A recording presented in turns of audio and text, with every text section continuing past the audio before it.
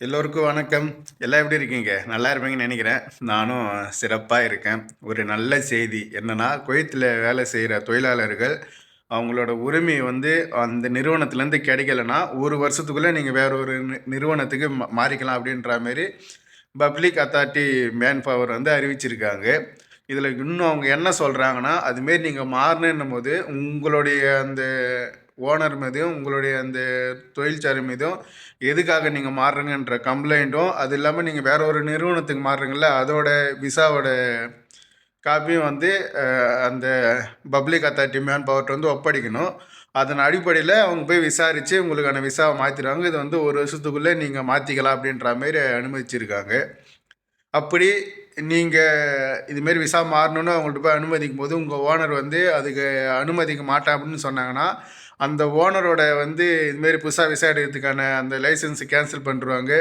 அதுமாரி ஏதாவது எனக்கு புது ஆள் எடுக்க போகணும் இப்போ அப்ளை பண்ணாலும் அவங்க மீது சரியான நடவடிக்கை எடுத்து அவங்களுக்கு அது வந்து புது ஆளுக்கு வழங்கப்பட மாட்டாது அப்படின்ற மாரி சொல்லியிருக்காங்க. அதுமாரி நீங்கள் இந்த கம்பெனிலேருந்து வேற ஒரு கம்பெனிக்கு மாறும்போது நீங்கள் 300 தினார் காசு கட்டணும் அப்படின்ற மாரி அவங்க சொல்லியிருக்காங்க. உண்மையிலே இது ஒரு நல்ல செய்தி தான். நிறைய பேர் கேட்டாங்க, இதுமாரி இந்த கம்பெனிலேருந்து வேறு கம்பெனிக்கு நான் மாறணுன்னா அது வந்து ஓனரோட அனுமதி வேணுமா அப்படின்ட்டு. நீங்கள் எதனால் மாறுறங்கன்ட்டு அந்த பப்ளிக் அத்தாரிட்டி மேன் பவர்கிட்ட வந்து நீங்கள் ஒரு ஃபார்மாக கொடுத்தீங்கன்னா அவங்க வந்து விசாரித்து உங்களை மாற்றி விட்டுருவாங்க. இதுதான் வந்து தகவல். அப்புறம் ஜாப்ரியா பகுதியில் ஒரு தீ விபத்து ஏற்பட்டிருக்கு. அந்த தீயை வந்து கட்டுக்குள்ளே கொண்டு வந்துட்டோம் அப்படின்ட்டு குவைத் ஃபயர் ஃபோர்ஸ் தெரிவிச்சிருக்காங்க. இன்னும் பொறுத்து இருந்து பார்ப்போம் வேறு என்னென்ன நல்ல செய்திகள் வருது, வேலை எப்படி வருது அப்படின்னு. ஃபேஷன் மால் முன்னாடி இட்டுன்னு வந்திருக்காங்க. மின்னாருக்கு சரியான டிராஃபிக் இருக்குதுங்க. டைம் இப்போது மணி 1:30 மணி ஆகுது. ஆனால் இந்த டைமில் சரியான டிராஃபிக்கு. நேற்றும் இதேமாரி தான் சரியான டிராஃபிக்கு. பக்ரீத் முடிகிற வரையும் இப்படி தான் டிராஃபிக் அதிகமாக இருக்கும் போல் தெரியுது. அப்புறம் அப்துல்லா துறைமுகத்தில் வந்து ஒரு காகித ஆலையில் தீ பிடிச்சிருக்கு அப்படின்னு ஒரு நியூஸ் ஒன்று வந்திருக்கு. தீயை கட்டுக்குள்ளே கொண்டு வந்துட்டாங்க. யாருக்கும் எந்த காயமும் இல்லைன்னு தெரிவிச்சிருக்காங்க. அப்புறம் தலைநகர் காவல்துறையினர் போதைப்பொருள் கடத்தலில் ஈடுபட்ட ஒரு நபரை கைது செய்திருக்காங்க. அவங்கள்ட்டேருந்து லிரிக்கா 24 மாத்திரைகள், வெள்ளை நிற போதைப் பொருட்கள் 2 பொட்டலங்கள், ஷஷிஷ் அப்படின்னு 14 துண்டுகள், அப்புறம் மர்ஜவானா அது ஒரு 1/2 கிலோ இதெல்லாம் கைப்பற்றியிருக்காங்க. சால்மி துறைமுகத்தின் வழியாக குவைத்தில் கொடுக்குற ரேஷன் பொருளெல்லாம் கடத்த முயன்றதாக சுங்கத்துறை வந்து ஒரு கடத்தல் முயற்சியை வந்து முறியடிச்சிருக்காங்க. இவ்வளோ பொருள் கடத்த முயன்றிருக்காங்க பாருங்க. அவுட் ஆட் இட்டுன்னு வந்திருக்காங்க.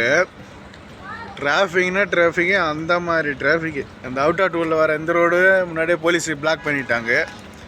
எப்படியோ பூந்து கொஞ்சம் தூரமாகவே நிப்பாட்டிட்டு இதுக்கு மேலே வண்டி போகாது மாமா அப்படின்ட்டு இறங்கி நடந்து போயிருக்காங்க.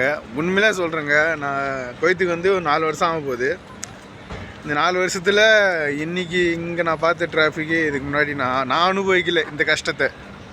ஏன்னா அவ்வளோ டிராஃபிக் இன்ச்சு பை இன்ச்சு அப்படி எப்படி சொல்கிறது, ஒரு நூலளவு நோத்தின்னு. ஐயோ சரியான காமெடி வார. இதில் வர அங்கங்கே இடிச்சுக்கின்னு வர நின்றுன்னு கிடக்குறாங்க வண்டி ஆக்சிடென்ட் ஆகி. பார்ப்போம் எப்போ வராங்க. இந்த கூட்டத்துலேருந்து எப்போ வீட்டுக்கு போகிறோன்னு வர தெரியல. பார்க்கலாம். இங்கே இருக்கிற அவுட் ஆட்லேருந்து வீட்டுக்கு வரத்துக்குள்ளே ஒரு 2 இடத்துல வண்டி ஆக்சிடென்ட் ஆகிட்டு இருக்கும். யாராலனா சில இந்த மாமாக்கள் ஓட்டுற வண்டிகளால். ஏன் எதுக்கு அந்த லைட்டு ட்ரிப்பைன்னு அடிக்கிறோம், திரும்பும் போது எதுக்கு இண்டிகேட்டர் போடுறோம் ஒன்றும் தெரிய மாட்டேங்குது. கையில் ஒரு பக்கம் ஃபோனை பிடிச்சின்னா அதுக்கு மட்டும் ஏதோ ஆடு மாடு ஓட்டுற மாரி ஓட்டின்னு வருதுங்க. ஒன்று வந்து கரெக்டாக அந்த தைமா சிக்னலுக்கு முன்னாடி ஒன்று நடந்திருக்கும். அதுக்கப்புறம் வந்து இங்கே எங்கள் வீட்டுக்கு முன்னாடி இருக்கிற ஜமாண்ட் வரும்போது நடந்திருக்கும். அதுக்கு மட்டும் பேக்கரா மாரி வருதுங்க.